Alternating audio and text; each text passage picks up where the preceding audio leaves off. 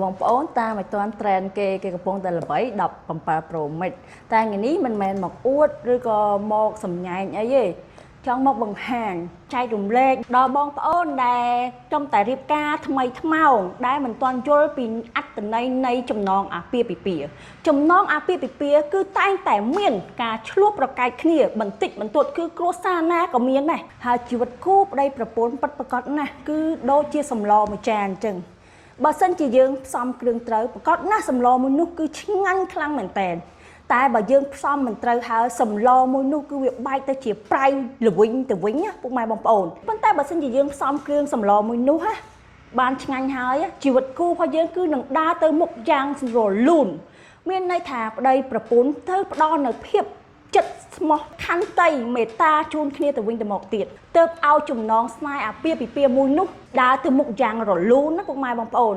ហើយថ្ងៃនេះខ្ញុំក៏ចែកកន្លឹះឲ្យពុកម៉ែបងប្អូនបានយល់ដឹងថាការអង្វរគ្នាគឺមិនគេថាមិនថោកទាបក្នុងការអង្វរគ្នាពុកម៉ែបងប្អូនខ្ញុំនិយាយរឿងពាក្យមុនបន្តិចទៅការអង្វរប្តីការអង្វរមនុស្សដែលយើងស្រឡាញ់គឺវាមានន័យតែបើសិនជាយើងអង្វរមនុស្សម្នាក់ដែលមិនបានស្រឡាញ់យើងហើយក្បត់យើងនោះហើយទៅជាវិបដិសេរីរបស់មនុស្សស្រីហើយការអង្វរមិនថាមនុស្សស្រីឬក៏មនុស្សប្រុសទេ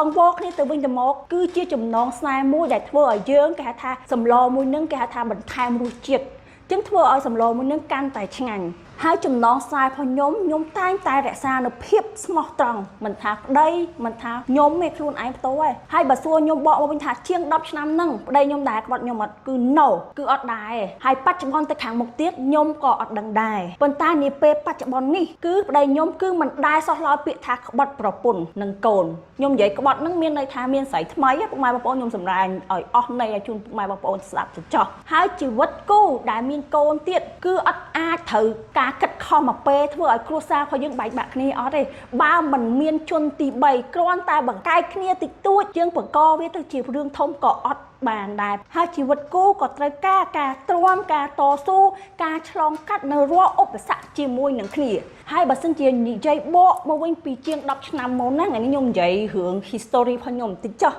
ពីជាង10ឆ្នាំមុនណាអាហារដែលពួកខ្ញុំញ៉ាំក្នុងមួយពេលពុកម៉ែបងប្អូនជឿទេគ្រាន់តែមីមួយកញ្ចប់ឬក៏ពងមាន់ទេពួកខ្ញុំញ៉ាំបានហើយបើសិនជានិយាយពីចំណុចមួយហ្នឹងខ្ញុំចង់គេហៅថាអួរដើមកហើយខ្ញុំក៏នៅតែបន្តញ៉ាំវាដែរហើយញ៉ាំវាហើយខ្ញុំតែរំលឹកខ្លួនឯងថាការមានបានទាំងអស់នេះគឺជាការតស៊ូទើបអាចឲ្យពួកខ្ញុំមានមកដល់សប្តាហ៍ថ្ងៃនេះ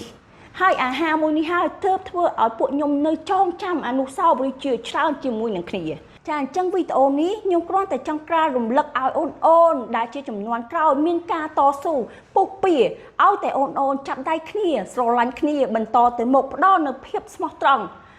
ថាឆ្លោះគ្នាខឹងគ្នាត្រូវគ្នាវិញមិនមានជនទី3បន្តទៅមុខទៀតនឹងរកឃើញកលឹះនៃជោគជ័យដល់ខ្លួនឯងហើយបើចង់ដឹងថាជីវិតគូបែបណាអាច comment នៅក្រោមវីដេអូនេះខ្ញុំនឹងធ្វើការឆ្លើយតបនឹងបទពិសោធន៍ជីវប្រវត្តិបន្ថែមទៀតឲ្យអូនបានយល់ថាជីវិតគូតែងតែជួបអ្វីខ្លះជាច្រើនដូចជាសៀវភៅរាប់ពាន់ក្បាលអញ្ចឹងมันអាចនិយាយមួយថ្ងៃចប់មួយវីដេអូចប់ឲ្យរាប់រយវីដេអូក៏នៅតែមិនចប់ដែរព្រោះខ្ញុំតាមតែរៀបការជាង10ឆ្នាំឯនៅមានរឿងជាច្រើនទៀតអញ្ចឹងពេលដែលនិយាយវីដេអូនិយាយអំពីជីវប្រវត្តិគ្រួសារគឺវាវែងឆ្ងាយដូចមហាសមុទ្រអញ្ចឹងនិយាយអត់ចេះអស់ទេឥឡូវភ្លេច unboxing ទូរស័ព្ទប្តីទិញឲ្យការប៉ັດកាដូ